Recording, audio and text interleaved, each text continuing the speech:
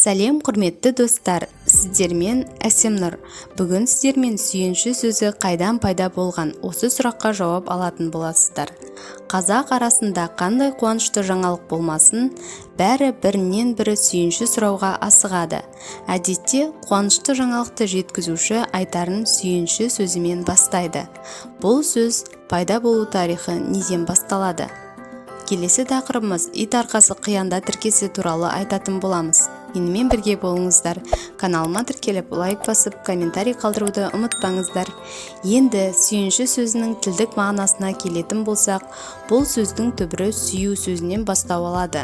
Одан кейін әртүрлі қосымшалардың әсерінен сүйіну мағынасындағы ұғымға ауысады. Сүйінші сөзі екі түрлі мағыналық аяда өрбуі мүмкін.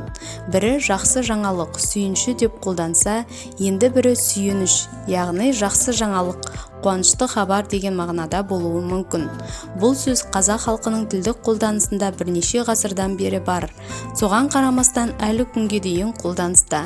Сіздермен болған Әсемнұр. Каналыма тіркеліп, лайк басып, комментарий қалдыруды ұмытпаңыздар.